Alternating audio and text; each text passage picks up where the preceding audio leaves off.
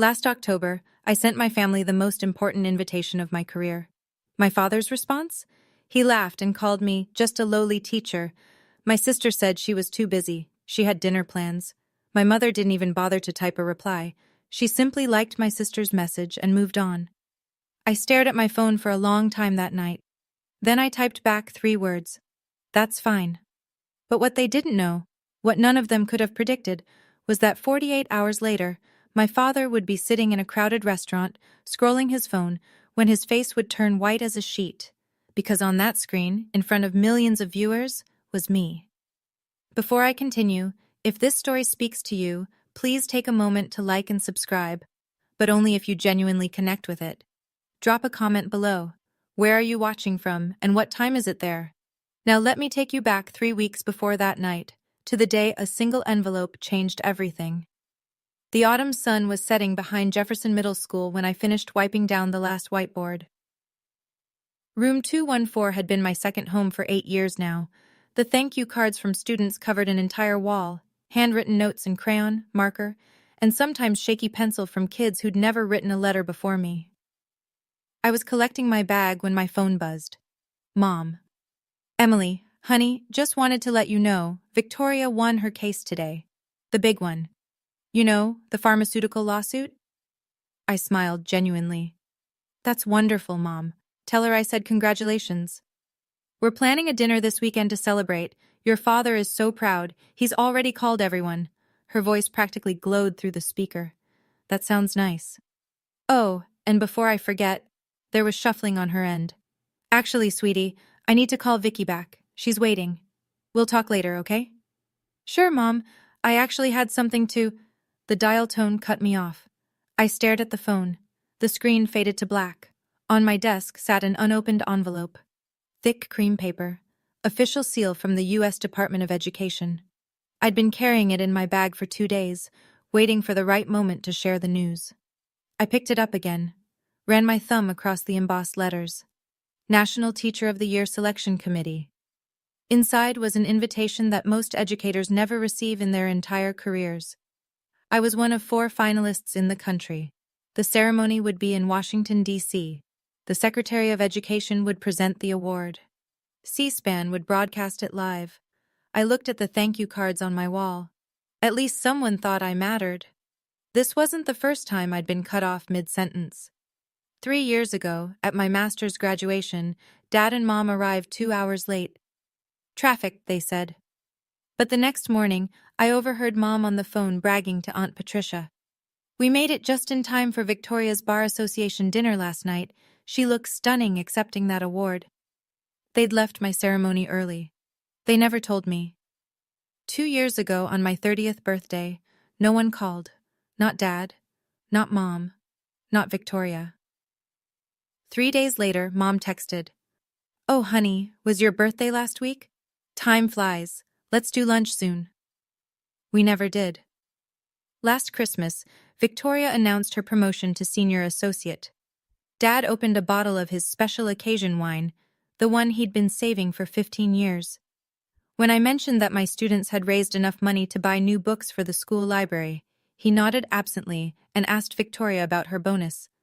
I learned to stop expecting, but this letter, this was different. I read it again, slower this time. Dear Ms. Carter, we are honored to inform you that you have been selected as a finalist for the National Teacher of the Year Award. Your nomination was submitted by a distinguished educator whose identity, per tradition, will remain confidential until the ceremony. A distinguished educator.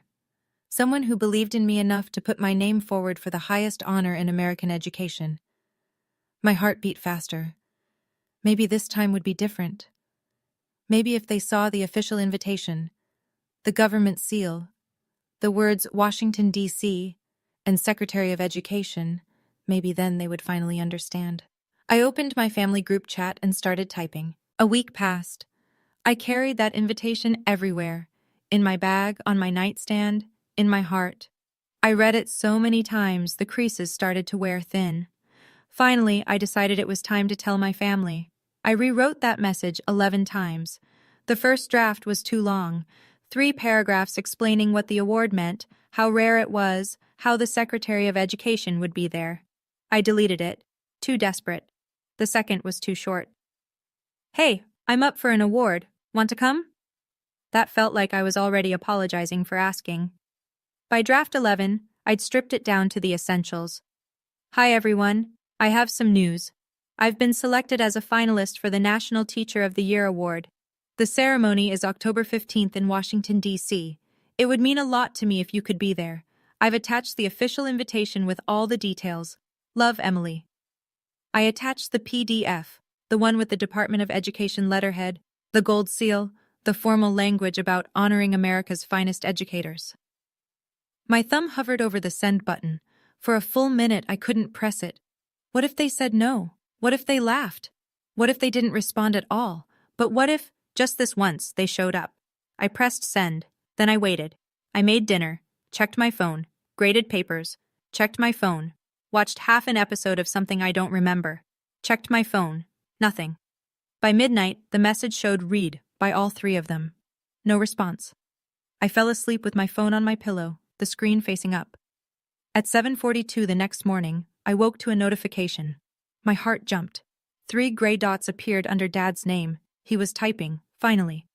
After all these years, maybe. The dots disappeared, then reappeared. Then a message popped up. Dad's message was 11 words. Just a lowly teacher's award? I'm not flying to Washington for that nonsense. I read it 3 times. Each time the words cut deeper. Just a lowly teacher. Before I could process, Victoria's response appeared. Sorry, Em. Mark and I have dinner plans that night. Can't cancel. It's important.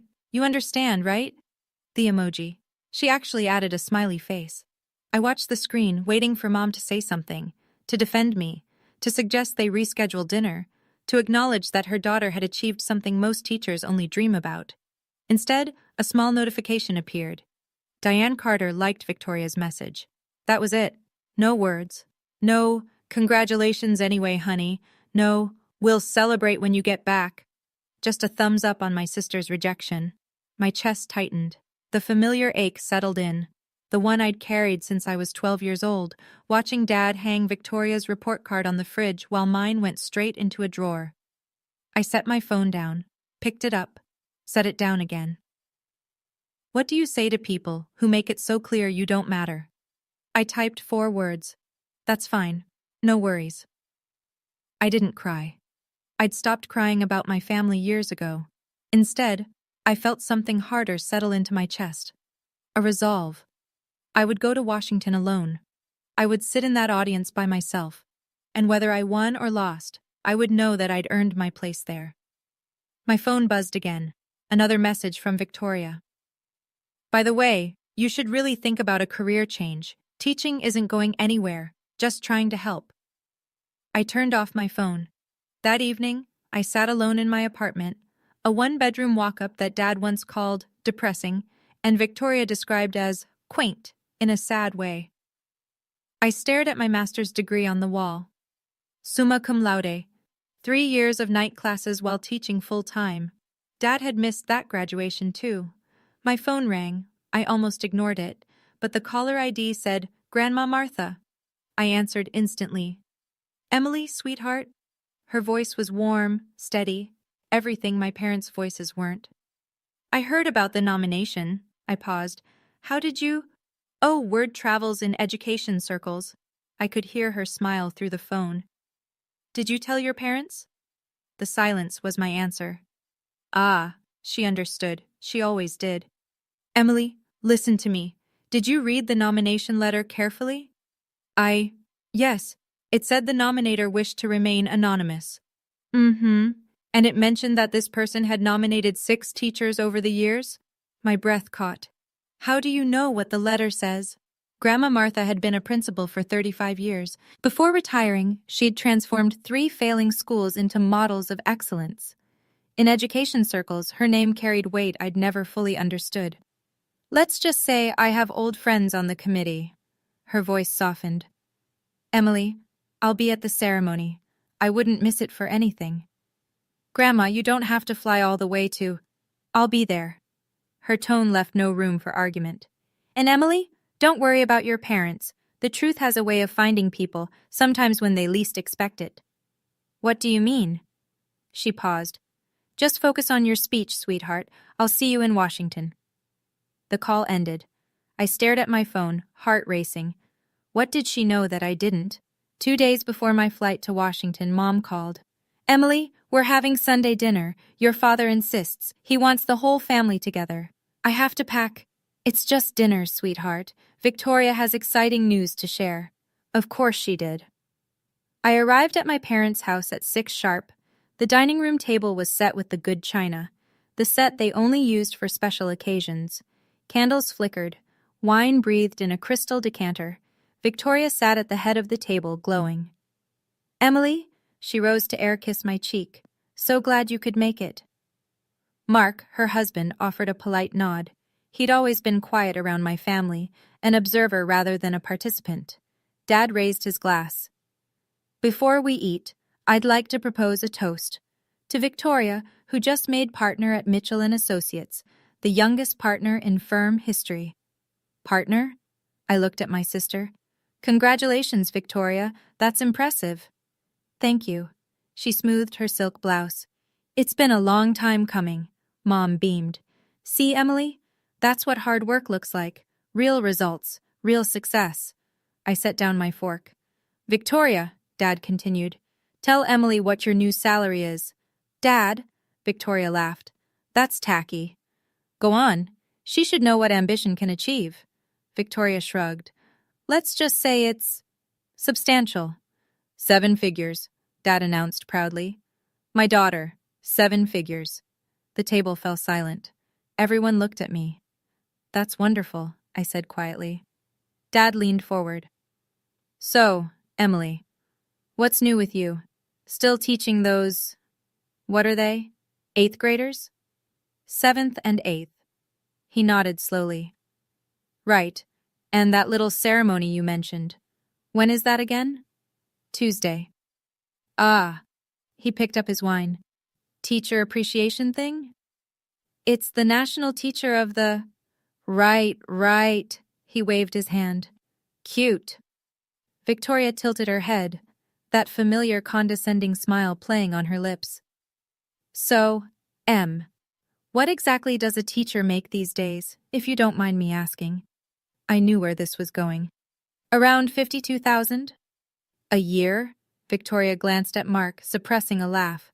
Honey, that's less than my monthly bonus. Mark shifted uncomfortably in his seat.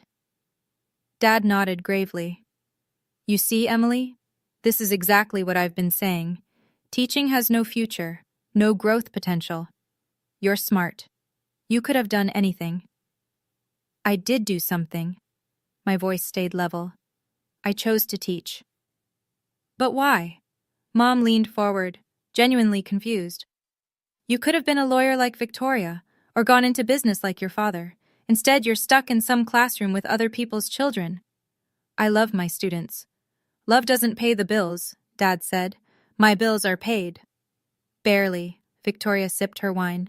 I mean, that apartment you live in? No offense, but it's kind of... Kind of what? She shrugged. Sad. It's sad, Emily. I set my napkin down, slowly, deliberately. I'm sorry my life doesn't meet your standards. We're just worried about you. Mom's voice took on that wounded tone she used like a weapon. As your family, we... Good at being underpaid, maybe. Victoria muttered it under her breath, but I heard every word. Then something unexpected happened. Mark cleared his throat. He leaned toward me, his voice low enough that only I could hear. For what it's worth, he said quietly, I think what you do matters. My 3rd grade teacher changed my life. Our eyes met. He nodded once, then looked away. I filed that moment away, the first hint of an ally in enemy territory. Dessert arrived. I hadn't touched my main course. I should go. I stood reaching for my purse. Early flight tomorrow. Already? Mom frowned.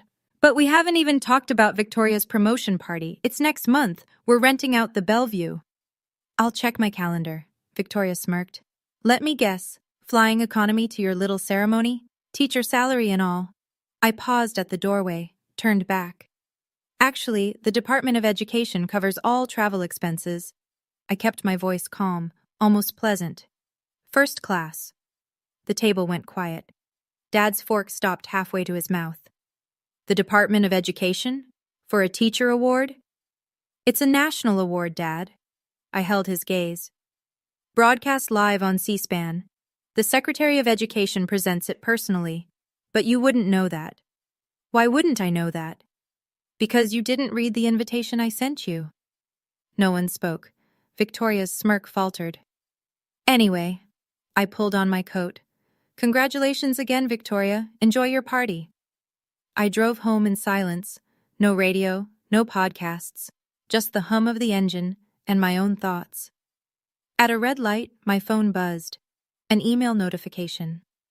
Ms. Carter, this is Sarah Mitchell from CNN Education Desk. We would like to request a brief interview before Tuesday's ceremony.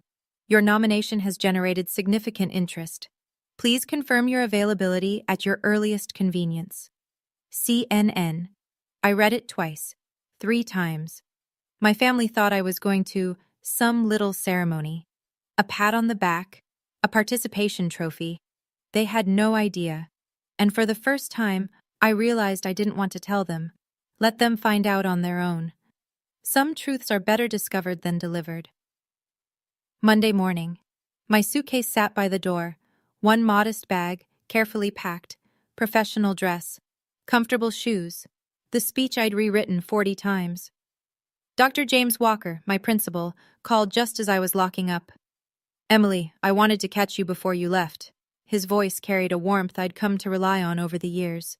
The entire school is rooting for you. We're planning a watch party in the cafeteria. Dr. Walker, you don't have to. Are you kidding? Jefferson Middle School has never had a National Teacher of the Year finalist. This is historic. He paused. Emily, do you know who nominated you? The letter said they wished to remain anonymous. Well, I've been in education for 30 years, and I hear things. His voice dropped slightly. The person who put your name forward, she's a legend in our field. She's only nominated 6 teachers in her entire career. My pulse quickened. 6? All 6 won. I gripped my phone tighter. Who is she? I can't say for certain, but Emily, she was a principal for 35 years. Transformed 3 failing schools. The Secretary of Education calls her personally for advice. He let that sink in. Whoever nominated you didn't do it lightly. They saw something extraordinary. Dr. Walker? Go to Washington. Hold your head high. And Emily? His voice softened. Your family may not understand what you've built, but we do. Your students do. And that matters. I hung up, my mind racing. A woman, a legendary educator, 35 years as a principal. It couldn't be. My phone buzzed. A text from Grandma Martha. Safe travels, sweetheart. Can't wait to see you tomorrow. I have a few old friends who are very eager to meet you. Old friends? What was she planning? The flight to Reagan National was surreal. First class meant champagne before takeoff, seats that reclined fully, a flight attendant who called me Ms. Carter like I was someone important. I wasn't used to being treated like I mattered. A black car waited at arrivals. The driver held a sign with my name. He took my bag, opened my door, and drove me to the Willard Intercontinental, a hotel I'd only ever seen in movies about presidents and power brokers. The lobby gleamed with crystal chandeliers, marble floors, staff in crisp uniforms who greeted me by name. Miss Carter, welcome. Your suite is ready. If there's anything you need, anything at all, please don't hesitate. Suite, not room, suite. I met the other 3 finalists at the reception that evening. Michael Torres from New Mexico, a science teacher who'd built a robotics program in an underfunded district. Priya Sharma from Michigan, an ESL teacher helping immigrant children find their voice. David Okonkwo from Georgia, a special education teacher who'd developed new techniques for nonverbal students. We were all nervous, all humbled, all slightly overwhelmed. Can you believe this? Priya whispered, gesturing at the room full of education officials and policymakers. Yesterday I was grading spelling tests. Michael nodded. My principal had to convince me the nomination letter wasn't a scam. We laughed, the relieved laughter of people who'd spent their careers being underestimated. Then someone handed me a program for tomorrow's ceremony. I scanned the list of attendees, committee members, education secretaries from 12 states, university presidents. Then I saw it. Guest of honor, Martha Reynolds. Not guest, not attendee, guest of honor. My grandmother wasn't just coming to support me, she was being honored herself. What had she done? What was happening tomorrow? I found her in the hotel lobby the next morning. Grandma Martha sat in a wingback chair by the window, morning light catching the silver in her hair. At 84, she still carried herself like the principal she'd been. Straight-backed, sharp-eyed, commanding respect without demanding it. She rose when she saw me. Her embrace was fierce. "My girl," she whispered. "My brilliant, beautiful girl." "Grandma." I pulled back, searching her face. "What's going on? Why are you the guest of honor?" She smiled, the smile of someone holding a wonderful secret. "Sit with me, Emily." We settled into adjacent chairs. She took my hands in hers. "I've been watching your career since the day you stepped into your first classroom." Her eyes glistened. "Every student you saved, every parent who told me how you stayed late to help their child, every colleague who said you made them want to be a better teacher. You collected stories about me?" "I collected evidence." She squeezed my hands. "Emily, 6 years ago, I wanted to nominate you. But you weren't ready. You hadn't found your voice yet. So I waited." My throat tightened. The nomination letter said, 6 teachers, 30 years, all 6 won. She nodded. "I don't submit names lightly. When I recommend someone, the committee listens, because they know I've done my homework." "Grandma?" "There's more." She leaned closer. "Tonight, during the ceremony, a former student will speak about each finalist. I arranged for one of yours to be here, someone whose life you changed." "Who?" "You'll see." Her eyes sparkled. "And Emily, don't worry about your parents. They'll see the broadcast. The whole country will. And when they do, they'll finally understand what they've been too blind to notice." She kissed my forehead. "Now go practice your speech. You're going to need it." While I was preparing in Washington, 300 miles away in Philadelphia, my sister was having lunch. I didn't know this at the time. I learned about it later, from screenshots that would eventually make their way across social media, shared by people who'd been at that table. Victoria had chosen Tallulah's table, an exclusive spot where reservations were booked a year in advance. Her companions were 3 fellow lawyers from rival firms, women she networked with, competed against, and occasionally befriended. One of them, Megan Cross, glanced up from her salad. "Hey, isn't your sister a teacher? I saw something online about a national award ceremony today." Victoria waved dismissively. "Oh, that? It's just some teacher appreciation thing. You know how those are. Everyone gets a trophy." "But National Teacher of the Year?" Another woman, Joanna Price, looked skeptical. "That sounds pretty significant." "Please," Victoria laughed. "It's not like she's winning a Nobel Prize. It's just teaching." Megan and Joanna exchanged glances. "Teaching is actually really hard," Megan said carefully. "My son's 3rd-grade teacher basically saved his life." Victoria sipped her wine.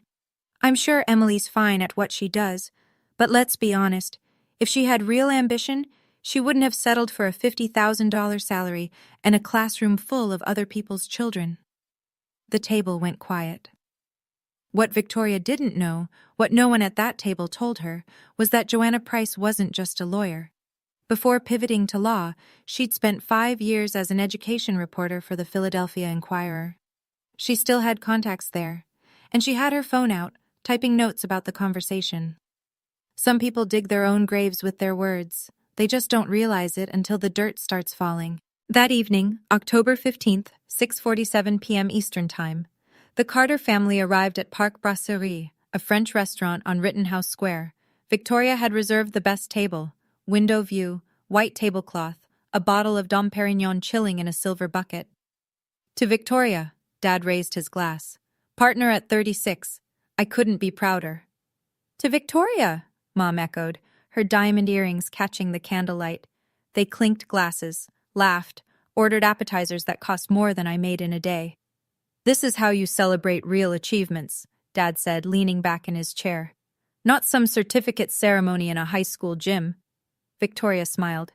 Speaking of which, isn't Emily's little thing happening right now? Mom checked her watch. I suppose. She said it started at 7. Wonder how many people are there? Victoria snickered. 20? 30? Probably some conference room, Dad agreed. Finger sandwiches and a PowerPoint presentation. Mark, Victoria's husband, stayed quiet. He stared at his plate, jaw tight, clearly uncomfortable with the conversation.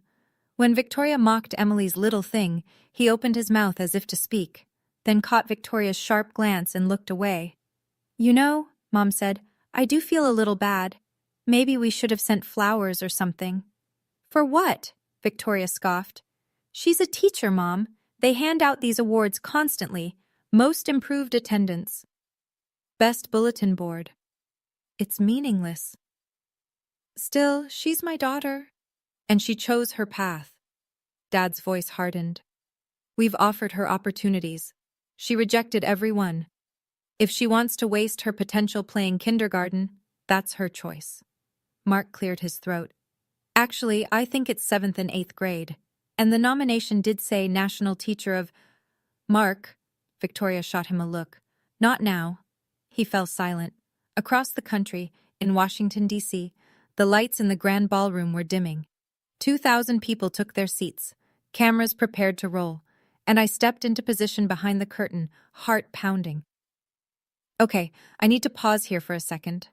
Right now, my family is sitting in that fancy restaurant completely clueless, laughing at my little ceremony, and I'm standing backstage in Washington, D.C., about to walk out in front of millions of people.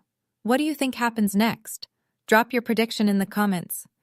And if you're Team Emily right now, hit that like button. Let's see how many of us have been in her shoes. Now, back to that night. The grand ballroom of the Kennedy Center took my breath away. 2,000 people. Crystal chandeliers casting golden light across a sea of round tables draped in white. American flags flanking a stage that seemed to stretch forever. And cameras, so many cameras positioned at every angle. A production assistant touched my elbow. Miss Carter, you'll enter from stage left when they call your name. Just follow the spotlight. I nodded, not trusting my voice. Through a gap in the curtain, I spotted Grandma Martha in the front row, seated directly behind a placard that read, Guest of Honor. She wore her best navy suit, the pearl earrings Grandpa had given her 50 years ago. Her eyes were already glistening. The Secretary of Education approached the podium. Cameras swung toward him. Good evening. We are here tonight to honor America's finest educators. I felt my phone buzz in my clutch. A text from Grandma. I'm so proud of you. Your parents will soon see what I've always known. The whole country is about to meet the Emily I love. The whole country. C-SPAN was broadcasting live. CNN had a camera crew. Education journalists from every major outlet were taking notes. And in Philadelphia, my family was eating French cuisine, mocking what they assumed was a little ceremony. Representing the best of what education can be, the secretary continued. Teachers who go beyond the curriculum, who see potential where others see problems, who change lives, one student at a time. I closed my eyes, breathed. Whatever happened next, I had earned my place here. Not because of my family's approval, not because of money or status or prestige, because I showed up. Every day. For 12 years. For kids who had no one else. My name was called. I stepped into the light. Before we announce our final results, the secretary said, each finalist will hear from a former student whose life they touched. Please welcome Marcus Thompson. My heart stopped. Marcus. Little Marcus Thompson, who used to sit in the back of my classroom with holes in his shoes and hunger in his eyes, who turned in assignments written on napkins because he couldn't afford notebooks, who once told me he'd probably be dead by 20. But the man walking toward the microphone wasn't little anymore. Marcus Thompson stood 6 feet tall, broad-shouldered in a perfectly tailored suit. A Johns Hopkins ID badge hung from his pocket. At 28, he was a second-year resident in pediatric surgery. When I was 16, Marcus began, his voice steady, I was homeless.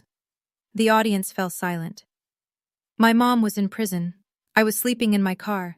I'd given up on everything, school, life, myself. Then I walked into Miss Carter's English class. He paused, looked directly at me. She noticed things. That I was always hungry. That I wore the same clothes every day. That I flinched when people moved too fast. His voice cracked slightly. She never announced it. She never made me feel like a charity case. She just helped. I felt tears building.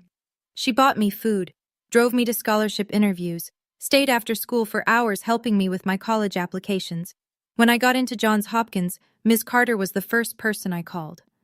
Not because she was my teacher, because she was the first adult who ever believed I could be something. Marcus wiped his eyes. Miss Carter didn't save my life with big gestures.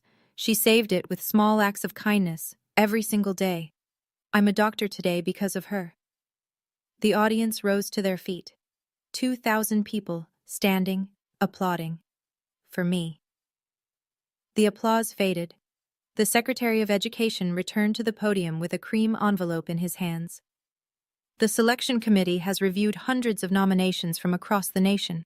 The 4 finalists you've seen tonight represent the absolute best of American education. He paused. But only one can receive our highest honor.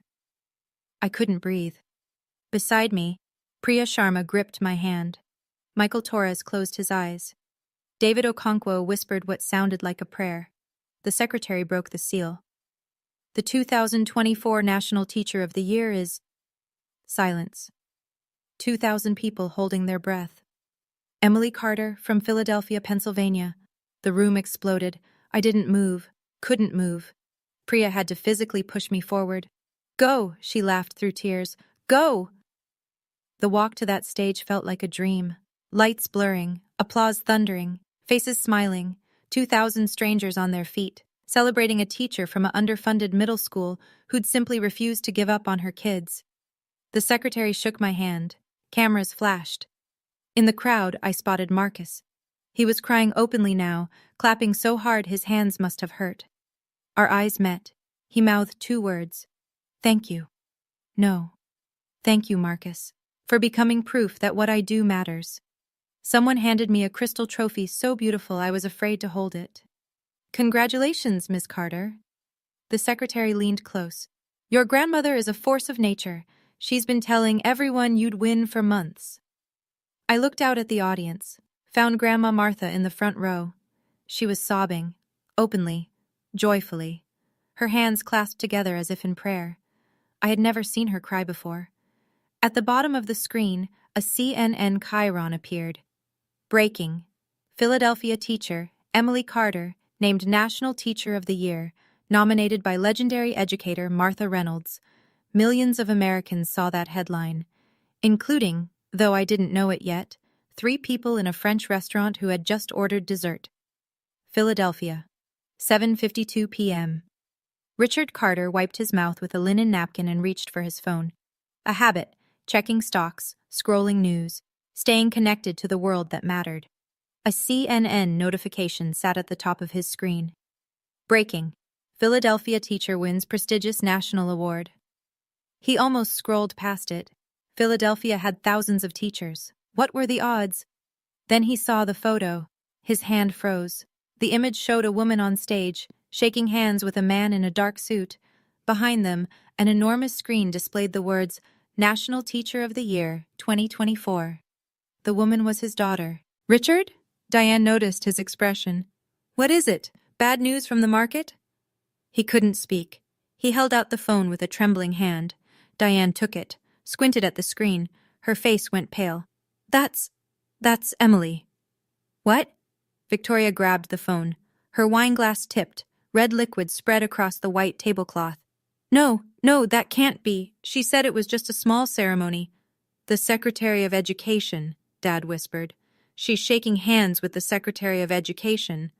Mark leaned over to look. His expression was unreadable. CNN, he said quietly. That's CNN's camera. This is being broadcast nationally. Victoria scrolled frantically. More photos. Emily at the podium. Emily receiving a crystal trophy.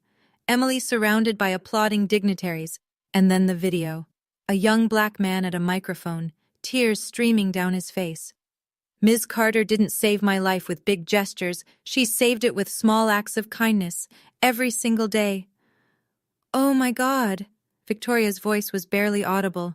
This is actually a big deal. The restaurant continued around them. Waiters moved, diners laughed, music played. The Carter family sat frozen in the middle of it all. Back in Washington, I stood at the podium, clutching my trophy, looking out at 2,000 faces waiting for me to speak. The teleprompter was ready.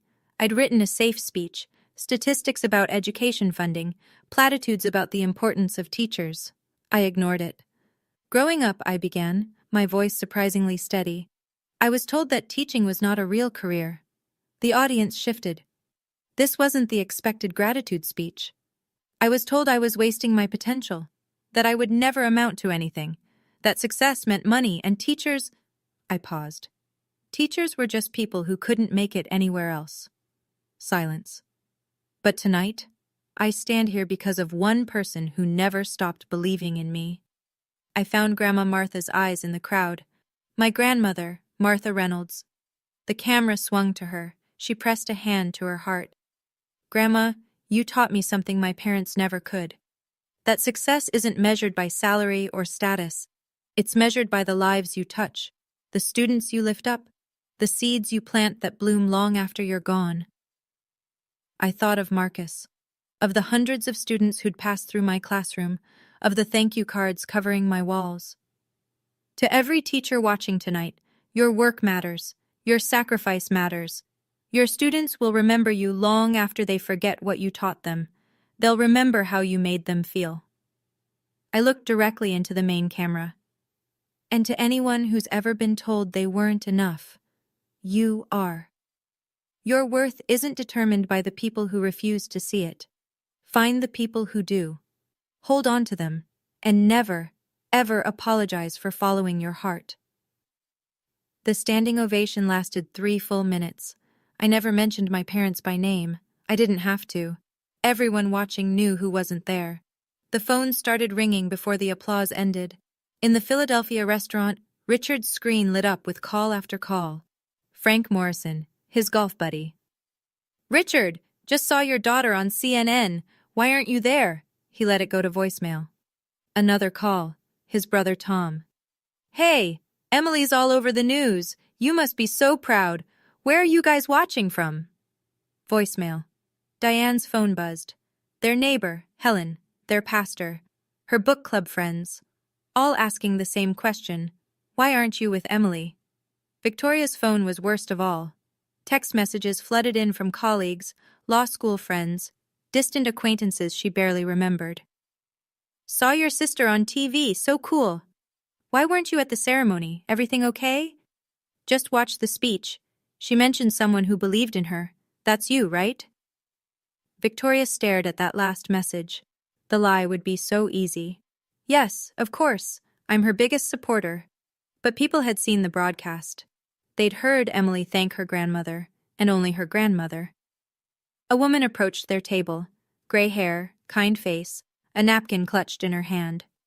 Excuse me, I couldn't help but notice. Are you Emily Carter's family? She pointed at the phone still clutched in Diane's hand. I just saw her win on TV. You must be so proud. Richard attempted a smile. Yes, very proud. The woman's face shifted. Wait, why aren't you at the ceremony? Washington's not that far. Diane fumbled. There weren't any flights. Flights? The woman frowned. It's a 3-hour drive. The table fell silent. The woman's expression changed. Understanding, judgment, pity. Oh, she said quietly. I see. She walked away without another word. The Carter family sat in their expensive restaurant, surrounded by witnesses to their absence. Victoria excused herself to the restroom.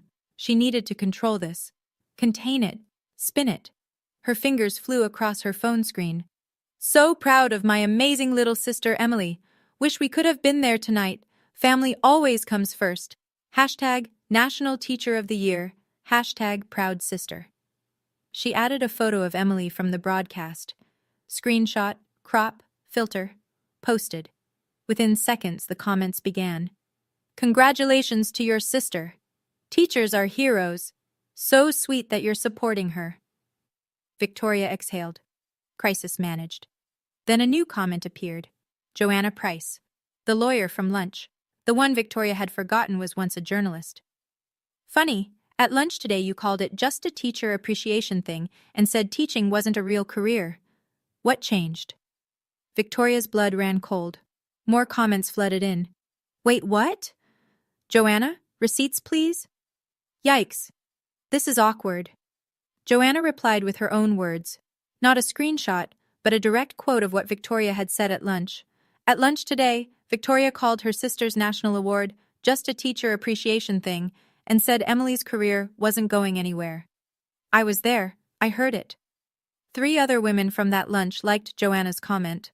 One added, "Can confirm. It was uncomfortable to witness." The post exploded.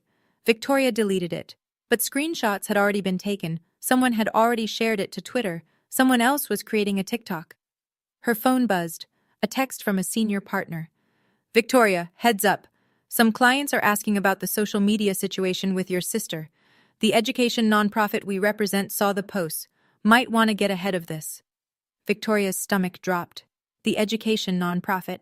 The firm's biggest pro bono client. The case she'd been assigned to lead. She typed back, handling it now. But how do you handle a truth that's already out there? Victoria's hands shook. She tried calling Emily. Voicemail. Tried again. Voicemail. A text from Mark. Maybe you should come back to the table. People are staring. She looked at herself in the bathroom mirror. Perfect hair, perfect makeup, perfect lawyer who had everything. Everything except her sister's respect. And now, possibly, everyone else's too. My hotel room was quiet. The ceremony had ended hours ago. The champagne reception, the photographs, the endless handshakes, all of it blurring together in a golden haze. Now it was nearly midnight, and I sat on the edge of my bed, trophy on the nightstand, phone face down on the comforter. I knew they were trying to reach me. 47 missed calls from Dad, 23 from Mom, 15 from Victoria. I hadn't opened a single voicemail. I didn't want to hear their excuses, their explanations, their sudden pride now that the whole world was watching. A soft knock on my door. Grandma Martha stood in the hallway, wrapped in a hotel robe, her eyes still red from crying. "May I come in?" I stepped aside. She settled into the armchair by the window. For a long moment, we just sat in comfortable silence, looking out at the Washington Monument glowing against the night sky. "Do you want to talk to them?" she finally asked. I shook my head. "Not tonight." "That's your right." I turned to look at her. "Did you know this would happen? That they'd see it?" She smiled softly. "I knew the broadcast would reach them. What they chose to do with that information was always up to them." Her eyes met mine. "Emily, I didn't arrange tonight to punish your parents. I arranged it to honor you. What they're feeling right now, that's a consequence of their own choices." I felt tears threatening. "I just wanted them to show up. Once." "I know, sweetheart." She reached for my hand. "But some people can only see value when the world points it out to them. That's their limitation, not yours." I leaned into her shoulder. For the first time in my life, I didn't need anyone else's validation. I already had mine. 1 week after Washington, the fallout continued. Richard Carter walked into his regular Tuesday golf game at Marion Golf Club. 4 men he'd known for 30 years, colleagues, friends, men who respected him. "Richard," Frank Morrison called out, "how's our celebrity father doing?" The others laughed, not with Richard, at him. "I heard you missed the ceremony because you were too busy." Tom Hartley adjusted his glove.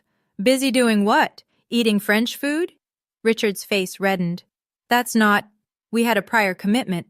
To celebrate your other daughter." Jim Patterson shook his head. "Meanwhile, Emily's shaking hands with cabinet members on national television. Hell of a prior commitment, Rich." Diane fared no better.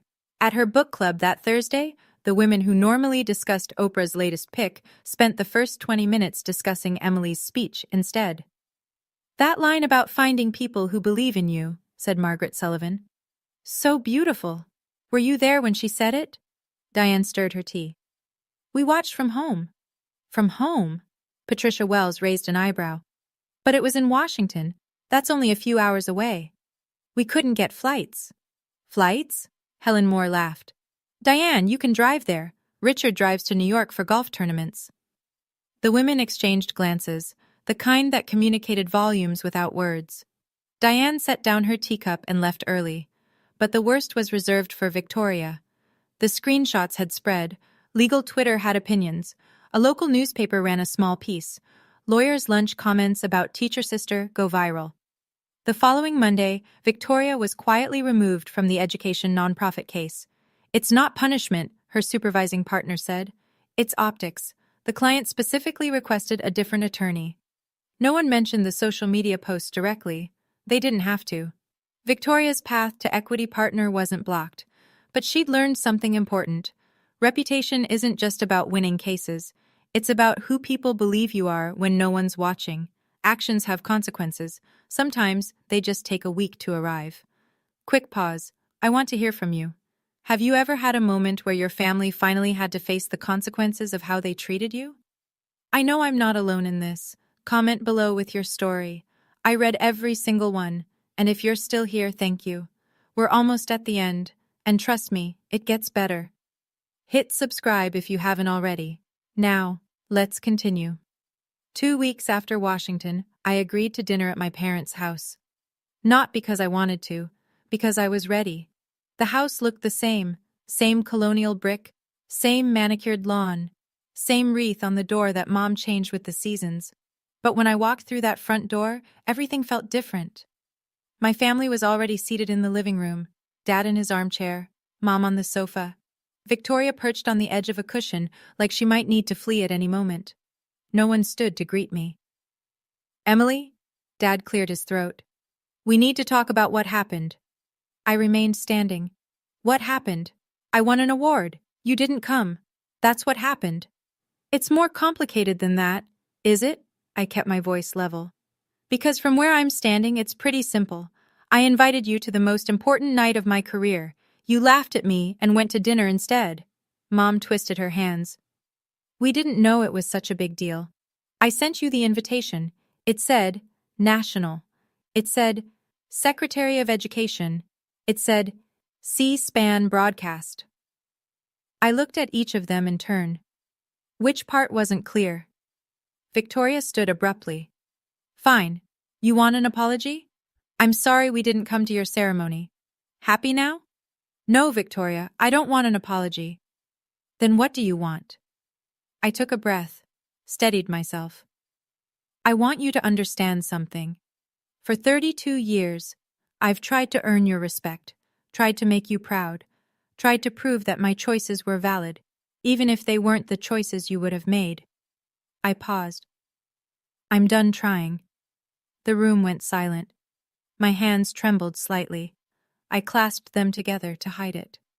32 years of wanting their approval didn't disappear overnight. Part of me still wanted Dad to stand up and say he was proud. Part of me still wanted Mom to hug me and mean it.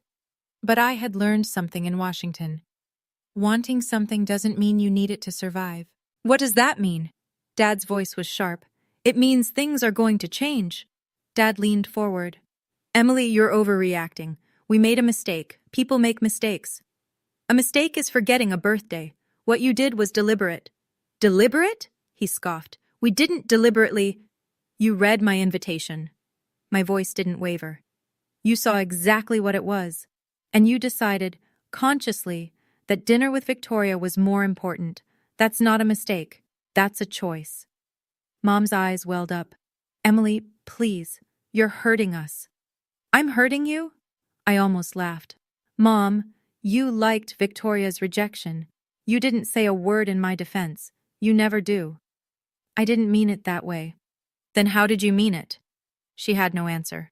Victoria crossed her arms. You're being incredibly dramatic about all this. One missed event and suddenly we're the villains? One event? I turned to face her fully. This isn't about one event, Victoria. This is about 32 years of being second, of being dismissed, of every achievement being minimized while yours were celebrated. That's not true. You called my career lowly. You told your friends my award was meaningless. You posted a fake congratulations on social media while screenshots of your real words were going viral. I shook my head. You couldn't even be honest about how little you think of me. Victoria's face flushed. For once, she had nothing to say. Dad stood, trying to reclaim control. Enough. This is family business. We'll work it out privately, like adults. No. The word came out calm, certain. We won't work it out by pretending nothing happened. That's what we've always done. That's how we got here. Then what do you suggest? I looked at my father, the man who'd spent my entire life measuring my worth in dollars. I suggest you start listening. I gathered my coat and purse. Where are you going? Mom's voice pitched higher. We're not finished. Yes, we are. I turned at the doorway. I'm not cutting you out of my life, but I'm done being the family afterthought, the one who shows up no matter how she's treated, the one who apologizes for taking up space. Emily, Dad started. Let me finish. My voice carried a strength I didn't know I had. From now on, I will attend family events when I'm treated with respect. I will answer calls when I feel like talking. I will visit when I'm welcome, actually welcome, not just tolerated. Victoria rolled her eyes. So you're giving us rules now? I'm giving myself boundaries. There's a difference. This is ridiculous. Dad's face reddened. We're your parents. You can't just— I can, and I am. I met his eyes. You spent 32 years teaching me that my worth depended on your approval. It took me too long to learn you were wrong. Mom was crying now, real tears, streaming down her face. Part of me wanted to comfort her, old habits. But another part, the part that had stood on that stage in Washington, that had heard Marcus describe how I'd changed his life, that had finally understood my own value, that part held firm. If you want to be part of my life, you need to see me, really see me. Not the daughter you wished I was, not the teacher you're embarrassed by, me. I opened the front door. Cool autumn air rushed in. I hope you can do that, I said quietly. But if you can't, I'll survive.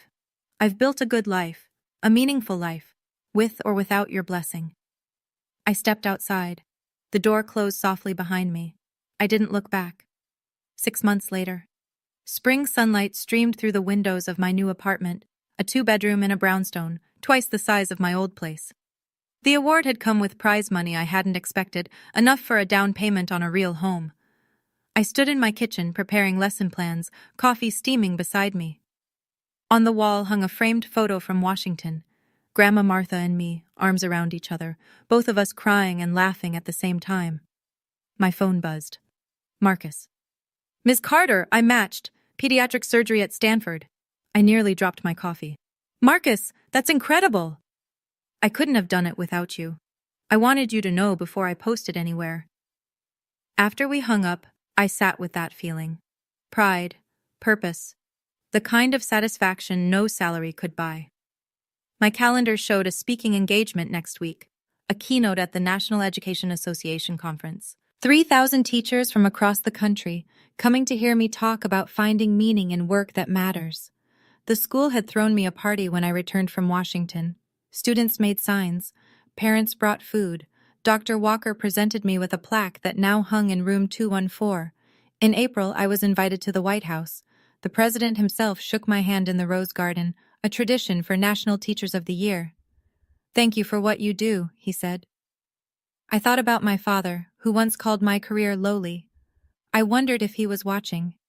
Me, Emily Carter from Philadelphia, shaking hands with the First Lady of the United States.